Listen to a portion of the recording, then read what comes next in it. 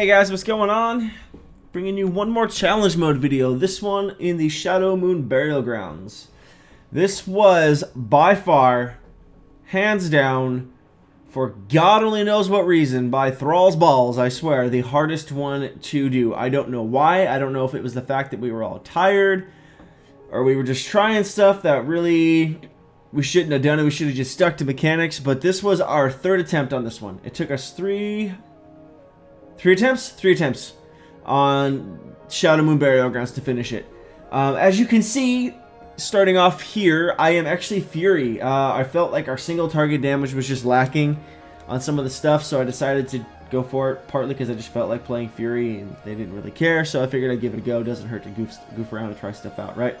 So at the beginning there, you made sure, or I was making sure I should say, that my talents were on point. I'm taking Avatar, making sure everything else is pretty much stable, pretty much the same as arms, except for a couple different things, but mostly just switching up between Avatar there. I wanted that bigger burst from Fury to go along with that Siege Breaker, because it does insane damage when you pop those cooldowns, not gonna lie.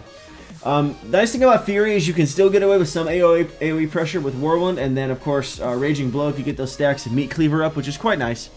Definitely helps still keep that damage up, but I felt at least this way I was able to still do damage to targets, single target as well. So there was that. But again, at this point we were just super stressed out and just ready to be done with this one after 2 wipes and then trying to finish this up. As you can see, what we're doing here, we're not going all the way around. Instead, we're dropping down here. We're going to drop down that little corner there and into the pit instead of walking all the way down and around the stairs. There's no need for it. Again, we're looking at getting the mobs eventually later. And see, as you can see, a couple of those spiders counted, so we're doing pretty good. Only 36 enemies needing to be killed.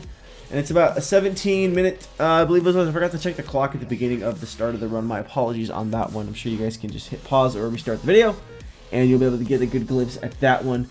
I don't really know what was going on here. I just decided to click. I play in full screen window, so I can easily switch over to my browser and stuff like that if I need to, especially when I'm recording using Audacity or different stuff, or if I'm streaming. It allows me to interact with the window as well, so we're able to kind of goof around with that. But still some fairly decent sized pulls, I guess, just kind of a couple packs at a time. The trash mobs weren't what was giving us a hard time. It was this first boss. I don't know what it was. Well, I mean, I know what it was. I'll explain it to you guys when we get there, but I don't know why in particular this was giving us such a hard time. Out of all the boss fights we came across, we just had the hardest time with this boss. And then there's a couple other blunders we made during this run as well, but we were able to still get through it. So hopefully you guys will be able to watch this playthrough of Shadowmoon Burial Grounds for challenge modes and be able to capitalize on it and do a better job than we did. Just throwing that out there. So now we got the first boss we're coming up on here. This is one you kind of want to obey mechanics on, because that's what was screwing us over. We weren't getting it. So what we're doing in this case, and before we were trying to fight her in the middle of the room, which isn't your typical strategy. We thought we had enough damage to knock her down, but we didn't. So what you're going to want to do is you're going to want to pull her all the way over to the far corner of this room. She's still going to drop those daggers. Those are going to do a ton of damage. I'm popping in Rage Regen to keep myself alive and hopefully help our healer out. Rallying cries up to help the whole team. Cooldowns are going, and we're just going to town on her. But this is what was killing us. These little mobs, if they get to her, they will heal her. Same thing as normal and heroic, so you want to make sure that you can either slow them down, trap them, keep them from getting to the boss, or you're going to want to kill them. What we should have been doing the whole time is killing them, but we were thinking we could slow them down and it wouldn't have mattered. But as you can tell, this time around, we just went over, killed him, didn't even let him get over there, and then that was just going to be the end of the fight.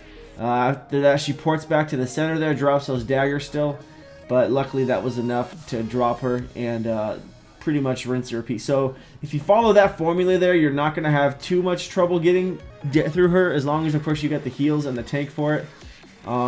Just keep an eye out for that. If you want to play it safe, pull her to that far end of the room right there at the entrance, and just make sure you are on top of those slows or just killing that spirit that spawns there at the beginning. And that was the biggest trouble we ran into in this one for whatever reason. I think we just got a little bit ahead of ourselves, and we were not really listening to mechanics like we should have and just been playing it safe. So for what it's worth, there's that one. My 2 cents on it. Hopefully, again, you're able to learn from our mistakes and just do better. Second pull in here, going through the tunnels here, just pulling the trash mobs. Nothing fancy. AoE damage, the huge. Luckily, again, it's kind of nice. I'm able to still attack stuff. I feel like I'm not waiting around to build rage, so there's that, which is quite nice. Our talents really haven't changed too much throughout the course of these runs. I know the Druid really is the one that's doing the most swapping back and forth between talents and specs. Every once in a while, switching over to Boomkin and then back to Resto, depending on what the fight calls for and what we can get away with. We got that one random mob in here just getting jumped. Still doing decent though, 12 minutes left to go on the clock. I'm feeling tense as it is because I don't want to wipe again. At this point, we've got past the first boss, and I'm just terrified we're going to wipe after we get past that, and it's just going to be like, we have to go through all of this crap again. This fight, I screwed up. I totally forgot about these guys. I haven't been in here in so long, and this is one of those ones I haven't run since we were running normals and heroics at the beginning of the expansion, and I completely forgot about the ads spawning in here when you stand on stuff, so I screwed the team over with this one. And luckily we were able to still pull the win off, but I felt like a dummy. I felt super bad. I was like, gosh darn it. Instead, as you can see right there, I screwed that up. So hopefully I will be, or not even hopefully, I was promising to try to pay better attention the next time. Or through the rest of the dungeon at least, because again, I felt bad. I hate when I do dumb stuff like that costs the team, or like puts extra pressure on people, especially since these guys are helping me out and stuff like that. It's like making their jobs harder isn't what I want to be, but I guess it happens, and that's the chance you take when you play team-based games. Obviously don't want to stand in that crap, so moving away from that. Wailing into the boss still. We've got just kind of rinse and repeat on this one. Watching out for those spirits. Those guys suck to kill as a healer, I've heard. I wouldn't know, but luckily as a warrior I'm able to chop through it, not a problem. Really don't have a choice but to obey mechanics there on that one, because again, you're getting pulled into that spirit realm, and there's nothing you can do about it. So you just kind of have to be okay with it. Swapping over to defensive stance to help keep myself alive on that one. Getting really rough, so I'm deciding to step over into the circle of healing there. Like a smart warrior does. You see the green circle and you stand in it. Purple and green seem to be the universal sign in WoW for stand in me, I do nice things to you. Red, not so much. That makes sense though, right? I mean, I don't know, maybe that's just me. So there's an execute range now, so just trying to buff the damage up and spam the executes into him to hopefully not stand in crap and make things worse for my team. But second boss goes down really without too much of a hitch, no problems. A couple deaths there, but we were able to pull it off. I think as we're kind of wrapping up this little challenge mode series, because unfortunately I did not find my footage for the Black Rock Mountain. I don't know what happened to it. I might have just forgot to record it, I'm not going to lie. I just totally probably derped on it, but I cannot find it. I've searched every folder, every hard drive I have, and it is nowhere to be found. So this is going to be the last one, unless I can get into another challenge mode just for kicks and giggles and run Black Rock and kind of show you guys how to run through it. That's cool, but this will be the last one. But in closing and kind of final thoughts, as we're pulling trash here and there's really not too much to say, I'll explain this for challenge modes. Expect to die a lot. Whether it's intentional or just accidental, you're just going to. There's ways you can cleverly use deaths to reset debuffs and buffs on yourself, and it's great, or to save yourself even time, which is quite nice. But as a whole, during fights, understand that you dying doesn't necessarily mean you're slowing the team down. It's just going to happen. I mean, if you're playing dumb and you're just standing and stuff like I did sometimes, yeah, that's going to cause a problem, but there's sometimes when deaths just happen because you want to make sure you're still sticking in the mix. And which is nice when you have a good rounded comp like we do here, from the Death Knight, from the Resto here, swapping over to Boomy sometimes, the Hunter, and then even the Shaman. We have such a good wide variety and toolkit there at our disposal that we're able to capitalize on battle reses, and we're not too worried about people dying. Things like that, look out for that when you're trying to put together or join a challenge motif. I will say that if there's one thing I learned from all this, it was that composition is everything, just like in arenas. That's not to say that you can't do it if you don't have this comp or any other optimum comp. I'm sure you could do it. I probably guarantee there's probably a Hunter team out there that could probably run through this, so there's probably some like 5 DPS team that just runs through and beats the crap out of these, not a problem. Because there's a whole community behind like racing challenge modes for realm best time, and it's cool. I like that kind of stuff. Not anything I'm really interested in or would really get into, especially at least this late in the expansion, but it's there. So that's some stuff to keep in mind, I think, and worth noting. It's just expect to die a lot. It's just kind of the way it's going to go. Pulling through here, getting close to the end. Thank God we are almost done. 29 out of 36 enemies, 2 bosses to go, 7 minutes left on the clock.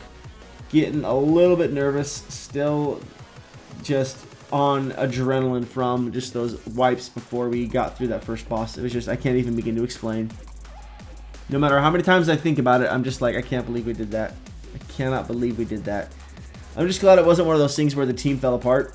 I was like, oh my gosh, I'm just done playing with you guys. This is bad. And then someone like logs out. That would have just been awkward and embarrassing. So the trash mobs in here are all pretty small. Not really a whole lot of big pulls.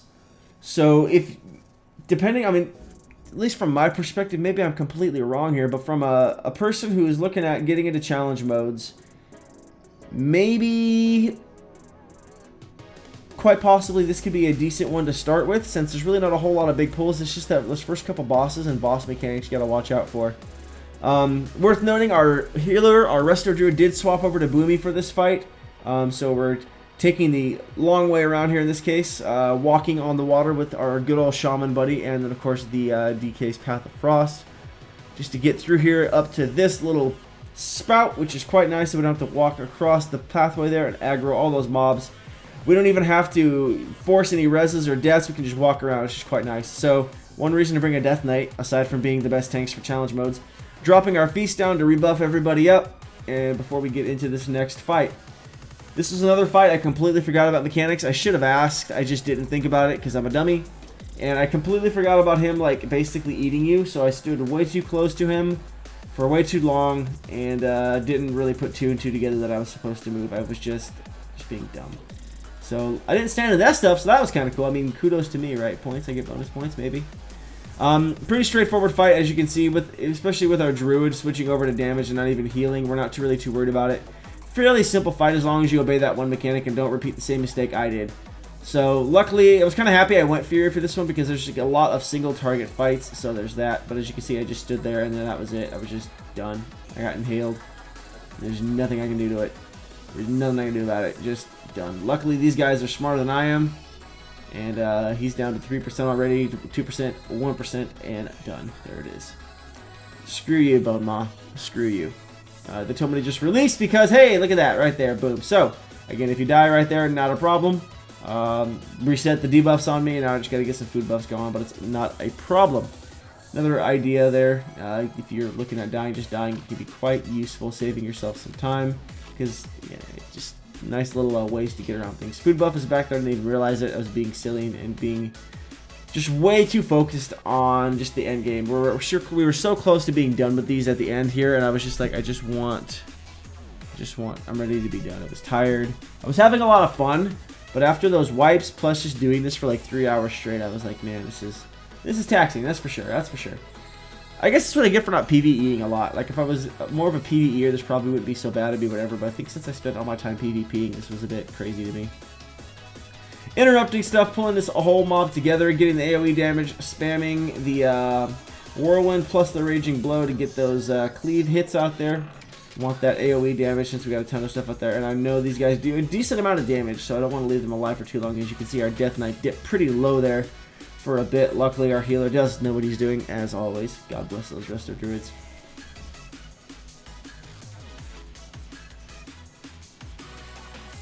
Please do forgive me. This is what I get again for recording so late again.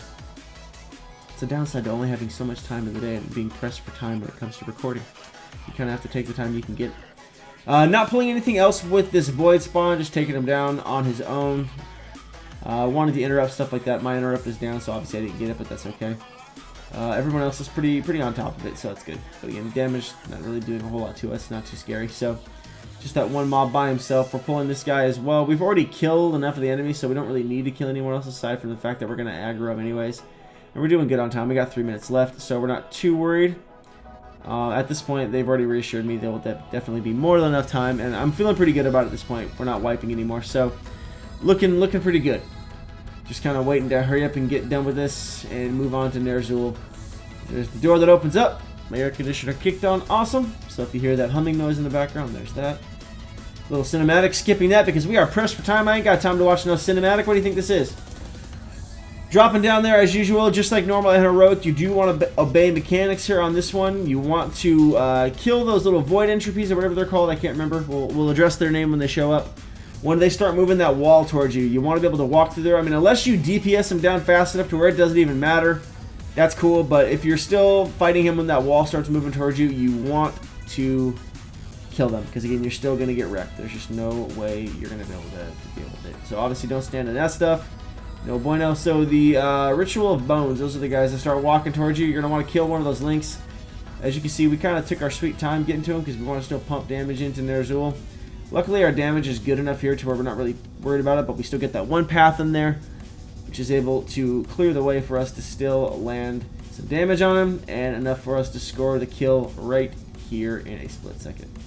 So that was our run through Shadowmoon Burial Grounds. Nice and straightforward. Once we got past all those wipes, I didn't have the heart to show you guys. That seemed like a horrible idea. But as always, I hope you enjoyed. I hope these were helpful. I hope you were able to learn something from them, at least if nothing else from my mistakes. As always, thanks for watching, and I'll catch you next time.